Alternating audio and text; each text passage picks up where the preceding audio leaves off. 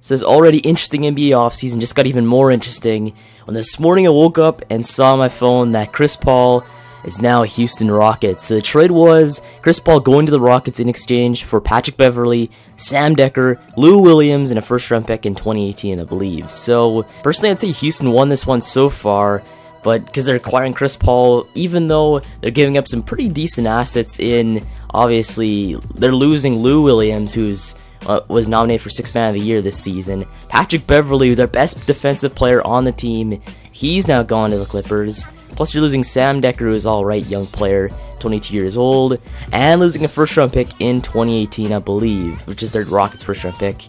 I'm guessing it's probably unprotected, so it'll most likely be like 23rd overall, 24th overall, or 25th. Let me take a look at that, because Houston's going to make the playoffs this year no matter what. So when we take a look at what's going back to Houston, you have Chris Paul, one of the best passers in NBA history, going to be playing at the 1 spot this season when James started to put up his best season in his career at the 1 spot at point guard. So I don't know how this is really going to work out at all with Paul and Harden, but if it works out, you never know what's going to happen to the Rockets. They can maybe even go sneak past the 2nd round, and Chris Paul would finally go past the 2nd round for the first time in years, or even ever. I really have no idea. But Chris Paul, Lou Williams, Beverley, Dekker, first-round pick will go through, and this one doesn't work because they're going over the salary cap. So in order for this trade to work out, we have to go. So for this to work out, you have to go and add some more players on to this deal with like low contracts and stuff and low value.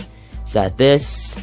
And this one works, they're still over the salary cap. I take a look at this trade in in the whole entirety. It's not going to work out for Houston on 2K because of the salary situation, but let's see if this works on Houston's end of the trade. And obviously in Houston's end, it doesn't work because of the salary situation once again. So one thing we'll have to do is go on to the trade logic where the options are and try and change this so the financial rules do not matter. There you go.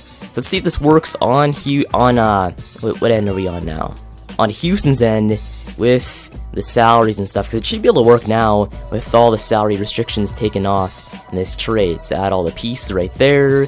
Sam Dekker, first-round pick in 2018, to the Clippers for Chris Paul, one of the best passers in the history of the game. Right there. Let's see if this works. So we did too many players for LA, so let's go ahead and probably add a few more contracts right there. One more. There you go. So let's try this. We have Lou Williams, Beverley, Dekker, first-round pick for Chris Paul, 4.5-star trade value, Allen Anderson, and Diamond Stone just to throw in to make it work. We'll go through, and the Clippers GM, he's not having it right now. I love our current roster and think we're a championship contender. That's not going to work out in the West. I won't mess with what we have now unless it's a deal that's too good to pass up. This offer isn't just that. You're asking me to give up a very valuable asset, Chris Paul, when none of the assets to get back seem nearly as valuable. That's not happening. So, in real life it works out. In the game, it doesn't work out on Houston's end with the financial rules taken off. But let's check it out on the Clippers end with the financial rules taken out. Beverley and Sam Dekker, first-round pick. And add more players, Allen Anderson and Diamond Stone. There you go. So, Paul, Anderson, Stone for Williams, Beverley, Dekker, first-round pick will go through, and this one isn't going to work out even on the Clippers' end. So the Rockets GM says we're not interested in this trade, got anything else. So this trade does not work out on 2K for both teams involved, even with the financial rules taken out to make it possibly work. So I just want to see what both players look like they're both teams in the lineup, so I'll go and make this trade happen by adding in like a pick. Even adding 2nd round picks into this doesn't make it work, so we'll have to go and override the trade and make this one work. Overridden, and now it works out. So now Chris Paul is part of the Houston Rockets system. Let's take a look at what LA has right now after that trade. So as of right now, we have Patrick Beverley at point guard, Lou Williams at shooting guard, Sam Dekker at small forward, Blake Griffin at power forward. That's not going to happen next season for sure. He's probably going to leave to like the Celtics or something. But you have DeAndre Jordan at center, you have JJ Redick, Crawford, Austin Rivers, and so on and so forth. So obviously it does signal the end of the big three, obviously. Chris Paul,